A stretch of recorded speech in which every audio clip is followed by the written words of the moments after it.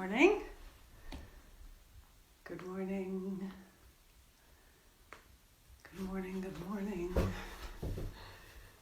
Better sit back a little.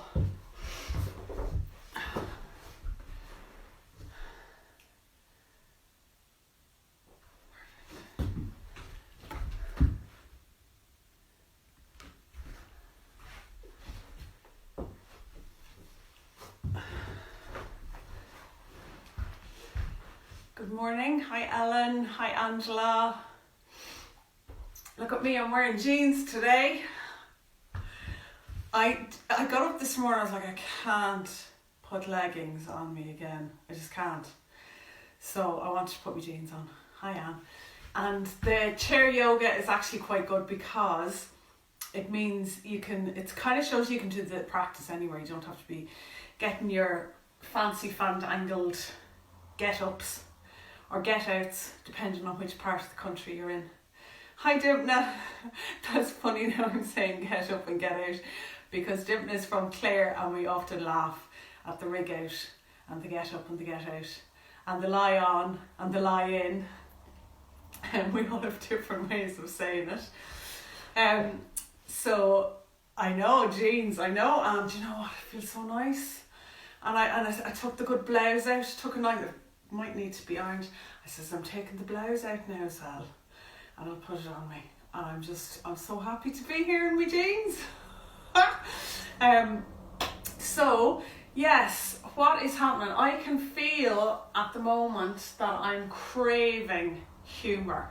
I keep commenting on people's, when they're asking like, what would you like to see more of? What would you like to do more of? I'm like, I need a good flipping laugh. The Waterford Whispers, if anyone comes across them, they have a thing up. They're funny headlines, they're satirical headlines, and it's Ireland in need of some serious crack now. So while I acknowledge, and I am not taken away from what is happening and what's happening for people at the moment, for me, I feel at the moment I just need a little bit of levity. It's been very heavy over the last few days. Good morning, Vanny. So today I feel I need a little bit of humour. I don't know if anyone else is in that way, but we all experience things in different ways. And actually humour and laughter is a form of expression. It is a form of getting stuff out, and it is a form of healing as well. We all enjoy a good laugh, and it does lighten the energy as well. So this morning I wanted to invite you to a little competition. Haven't had a competition in a while. So I was thinking, what would be a nice little competition or a little challenge for us to do? And as it's the time of year, hi Carol, my cousin Carol, as it's the time of year where, I don't know if people remember doing the May altar when we were kids. I used to love it. So an altar does not have to be something super religious. An altar is a place where it brings your focus. So when you look at an altar, and try and get away from, you know, the altars that we might have seen in church, if that doesn't sit with you. It's a place where you bring in things, or you show things that have significance for you, and that also draw you into maybe invoking that felt sense, like we talked about yesterday, your inner resource, that felt sense of calm, that felt sense of well-being, a felt sense of loveliness. And for some of you, you know that I love Feng Shui, and one of the things in Feng Shui is where if you bring nature inside into your house, it actually creates a nice little energetic buzz in the place as well. So you don't even have to be green fingered, because I know sometimes people be like, oh, plants, I can't do plants. You don't even need to be green fingered. Picking some wildflowers if you can, or a couple of, it doesn't even have to be flowers, it can be a little bit of green.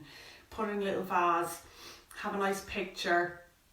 If you use your crystals, put a crystal there. If you do like to have pictures of saints, deities, gods, goddesses, put that in as well, or maybe someone who inspires you. You can put anything you want on your altar, and it also invites you into that ritual. So if you are wanting to enhance your meditation practice, your mindfulness, even when you come to do yoga, it helps you, it gets you into that space as well. A little candle is sometimes nice too. So here's our competition. Let's have a competition of where you put, now it won't be who's is the best altar. What I'll do is I'll put everyone's names into a hat and we'll pick one out. So a picture of, we give ourselves a week, a picture of your space where you're inviting nature or things of inspiration. Altar, you can call it that. What do you think? Let's do it. And I'll put all the names in the hat at the end of the week and we'll pick out a winner. And yes, you'll get a lovely prize. Have to think of what it is yet, but you'll get a really nice prize. All right, let's do it. Send in your pictures onto the group, or you can tag, if you're on Instagram, tag me on Instagram, and we'll stick you in. And it'll be nice actually, because I think it might inspire some of us as well who don't know this or don't really practice it. It might just be something nice to look at as well. Okay, so on that note, what else was kind of coming to me was a little bit of flow. So in our practice this morning, in our chair yoga practice this morning, we're going to look at kind of flowy stuff. Sometimes that can make some of us feel a little bit uncomfortable, where we have to, because flow is like an expression as well, an expression of movement. If you're on your own in the house, it doesn't really matter. And if you start laughing at yourself, that's okay as well. So yeah, a little bit of flow and a little bit of a little meditation at the end. I picked up this book this morning. Everything's backwards on Facegram. I've just made up a new platform, Facegram. Shakti Rising it's called. And it's by, she's actually a doctor, Kavita Chinnayan, I'm sure I'm pronouncing that wrong. Embracing Shadow and Light on the Goddess Path to Wholeness. But it's quite nice. So I'm going to read a little thing that I came across this morning out of that. Let me make sure I have it, yeah. And as always, if at any stage you're not comfortable, please stay within your comfort zone. So if we're doing anything that doesn't feel right or isn't comfortable, just come out of that. Don't work into pain. It's not like, I know there's that thing, no pain, no gain, but yeah, you can do it other places, but just maybe not here this morning. You can if you want. I can't stop you. I can't see you, so if you want to, you can. But don't come running to me. Alright, so I'm coming up onto the chair. Actually, I'm going to press the record here. I've only had one cup of coffee, I promise. I need to record this as well. Okay.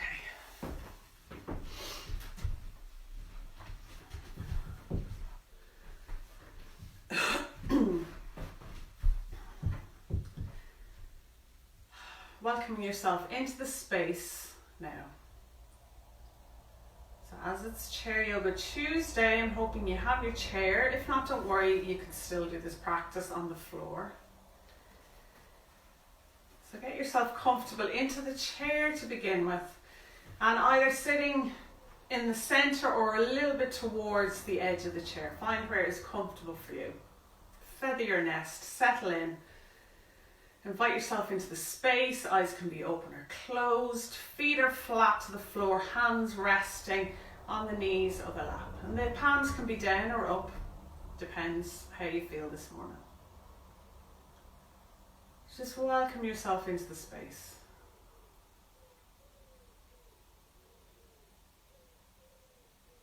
Let your awareness come to sounds that you can hear around you. Pick out the different sounds without putting labels on them. And some of them may be distracting and some of them might not be. But let your awareness move from sound to sound.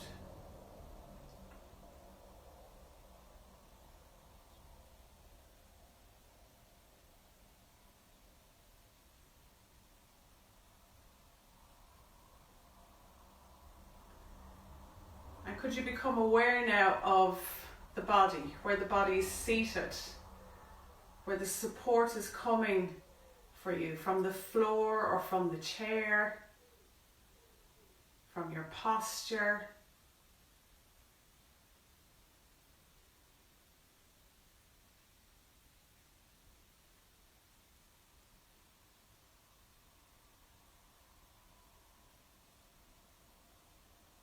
Turning the attention then to the breath, noticing the breath and that flow, that ebb and flow of the breath on the inhale and the exhale. See, can you do this without any effort, without any control? Just allowing the body do its thing.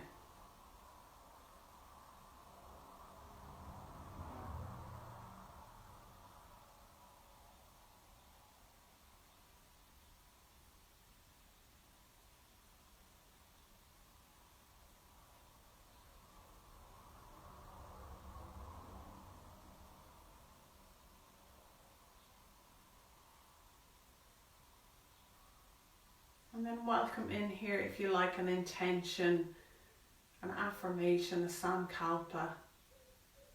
Don't worry if you don't have one, but if you do, repeat it mentally 3 times.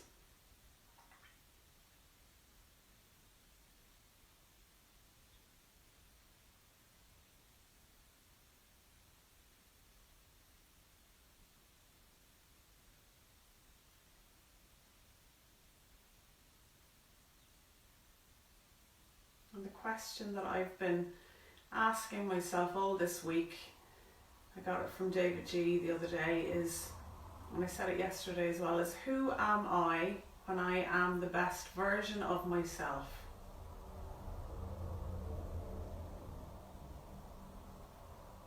So sometimes the answer doesn't come straight away,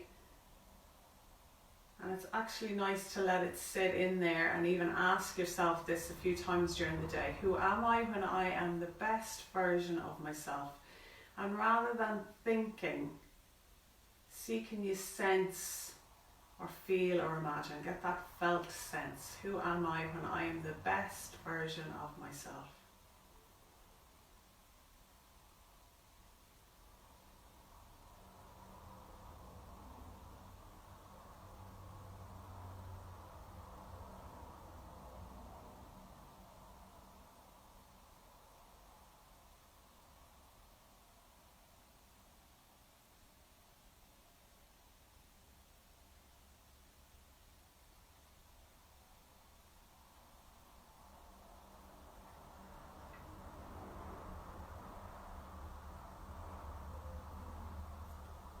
And then when you feel ready, we're going to take 3 deep breaths in through the nose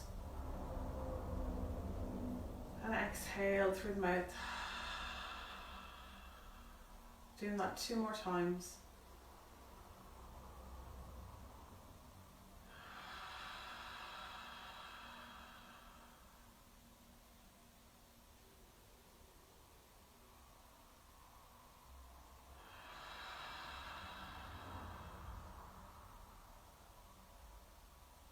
Welcome the focus and the attention back into the space. Maybe give the toes a little wiggle, give the fingers a little wiggle, and then gently opening the eyes. Bring your focus back into the room.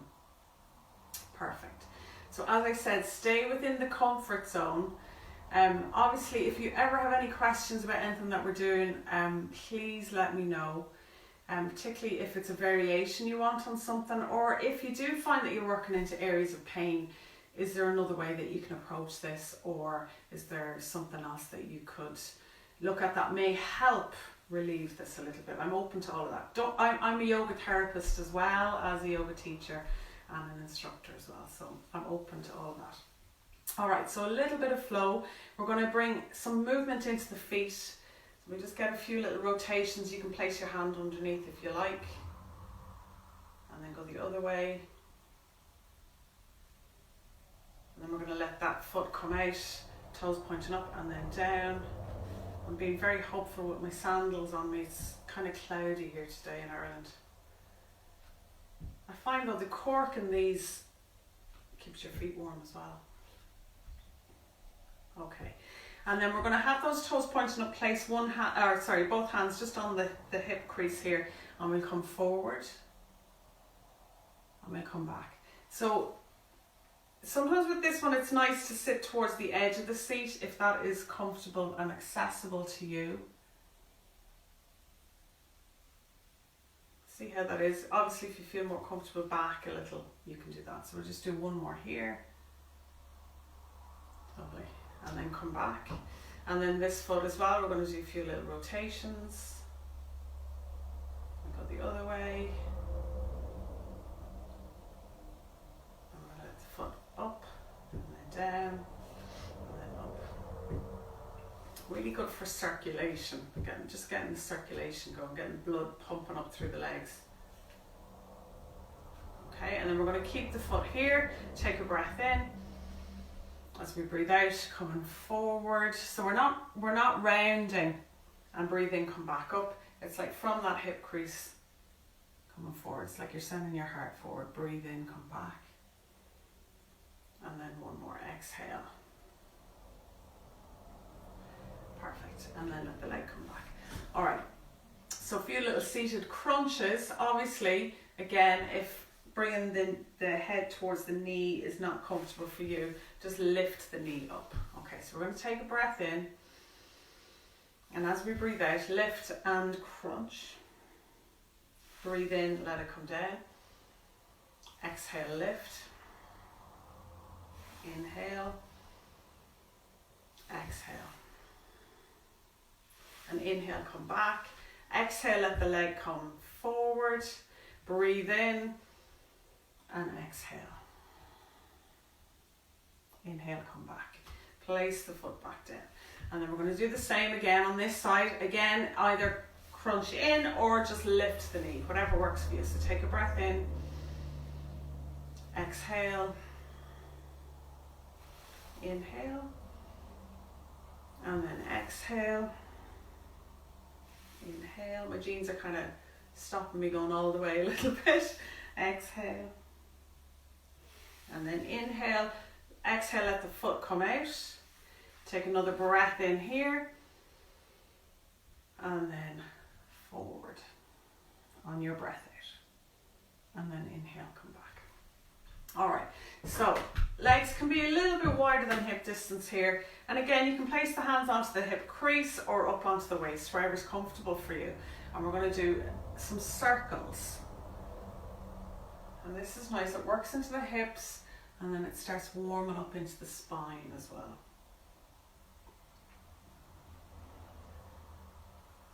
And we're getting that, we're moving that flow of energy as well. Okay, and then we could go the other way.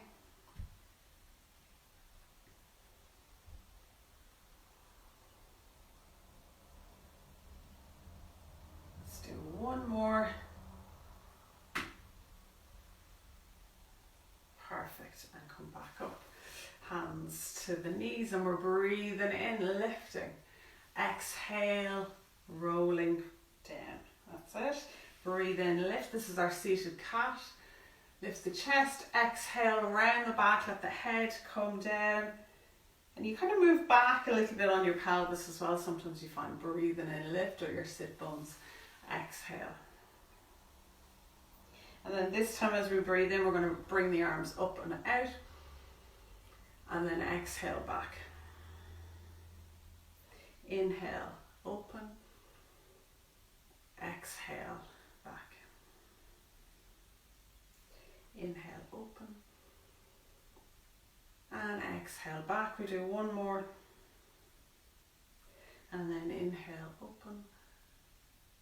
And then exhale, just come back to center. Perfect. Working up towards the shoulders. Now this time we're going to do one shoulder at a time. If the arm starts to move, that's okay. And you can even get a little bit of flow into the arms. See how that goes. If it ends up coming a little bit bigger, freestyle it a little bit if you want. And then we could go the other way. So you're kind of letting the arm do its thing. Have your focus on that shoulder, that you're moving the shoulder. Lovely. And then we'll do one coming back. I always like to finish on that. And then, so the same the other side. We're going to bring it back first. Often we've done the elbows, the circles, as if you're imagining you have a paintbrush at your elbow, but you can take that a little bit further. And then sometimes it's interesting because you might find one side has a little bit more flow than the other. And then we go the opposite way. And again, it's that shoulder.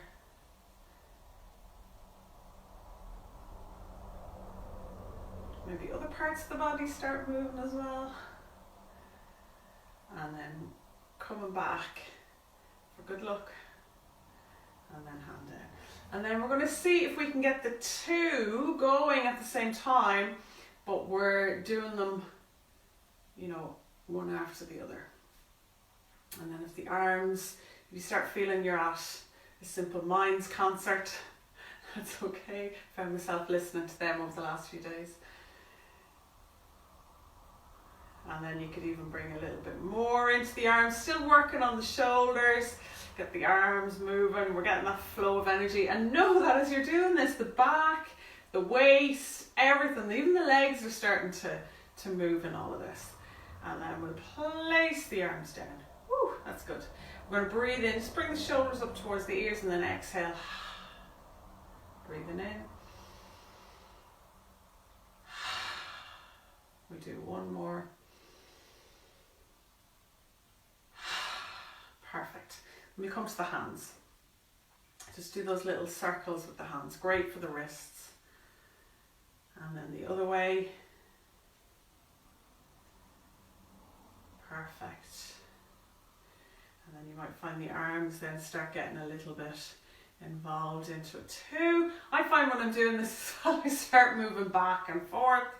And then you could go the other way, make them bigger. You could bring them over to one side. Bring them over to the other side. Perfect. And then if you want to do the hula, you could do the hula. Pretend we're in Hawaii. Oh. Maui. And then we do the other side. That's it. Perfect. And then we come back. Just let the arms, maybe with the palms facing, we're going to let the arms rest. Take 3 breaths in and out here. We're going to breathe in through the nose, and then as we're exhaling, we're going to do that breath. And this allows our exhale to be slightly longer than the inhale. 3 times.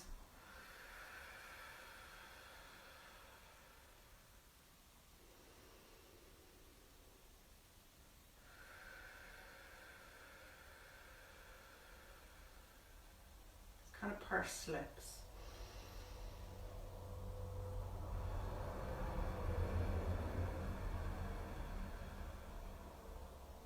Perfect. So this next move kind of works shoulders, arms and wrists as well. It's one that I sometimes do when I'm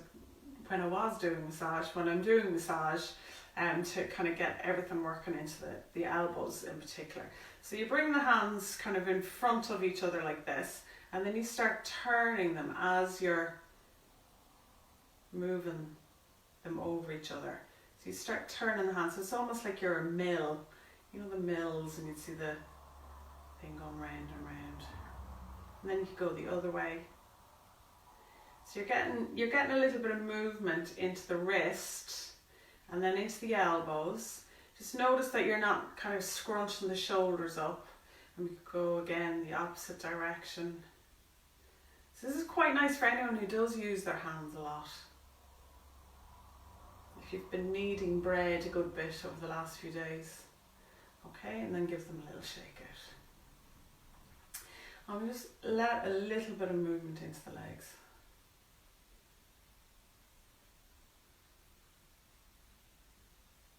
Lovely. And if you find the rest of the body then starts moving, that's okay. And then the head.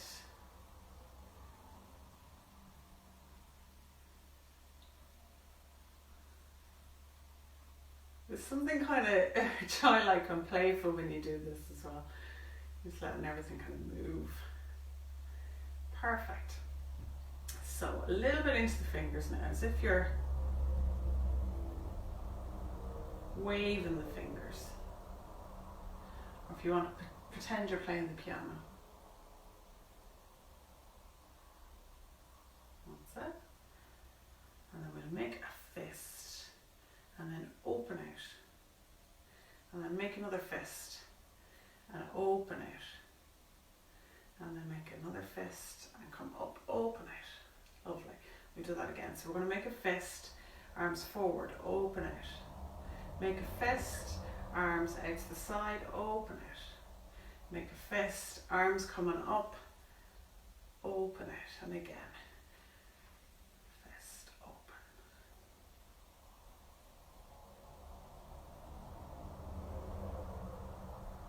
One more time.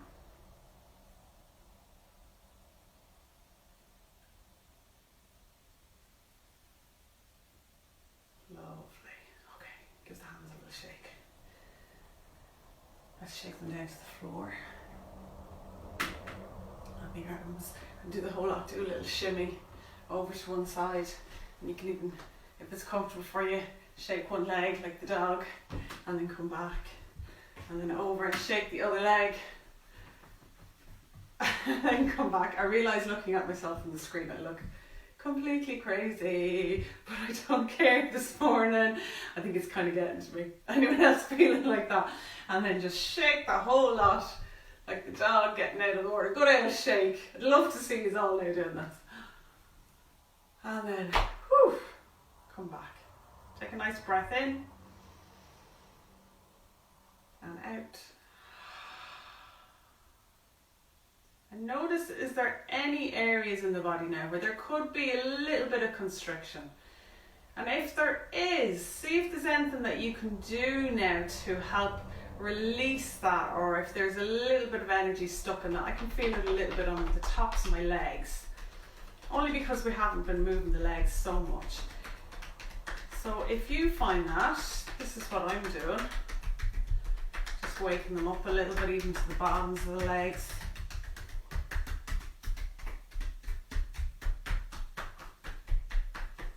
Could be the jeans as well.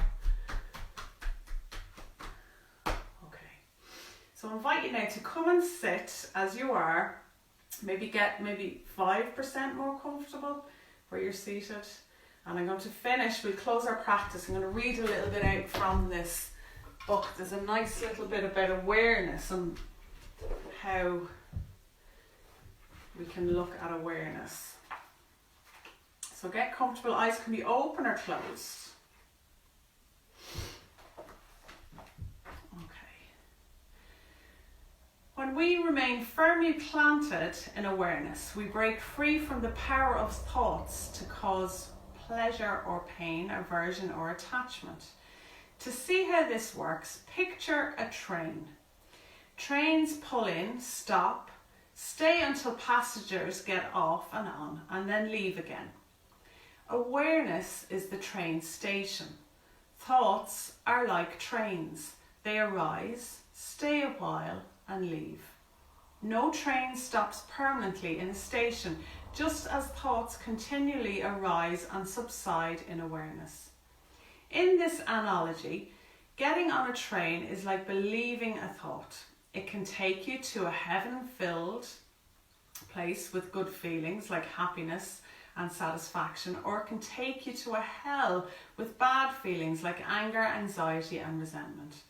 We ride some trains habitually, so they stop at the station more frequently and we travel those routes more often. But if we remain at the station and never get on those trains, the train lines would eventually be discontinued. To remain on the platform is like taking a backward step. This is a powerful technique to cultivate equanimity. We can remain still and watch the impulse to hop onto train thoughts. So we can remain still and watch the impulse to hop on to those thought train thoughts. We can learn to watch thoughts non-judgmentally as they arise and subside. We see clearly that all thoughts, emotions and events arise, last for a while and subside. Nothing is permanent. We also see that thoughts are harmless in themselves and they can't take us to heaven or hell unless we believe them. Okay, just a little note on that. So don't forget, please send in some pictures of your space that allows you to get that felt sense of peace and calm and well-being, or an altar if you want to call it that. Send in a photo. If you don't want to show it, just let me know. You can even send it anonymously or like in private message, and at the end of the week I'll stick our names in a hat and see who gets a prize. So on that note, I wish you all health and happiness and well-being. May all be well, may all be happy, may all be free from suffering. May all be well, may all be happy, may all be free from suffering. Namaste. Thanks everyone.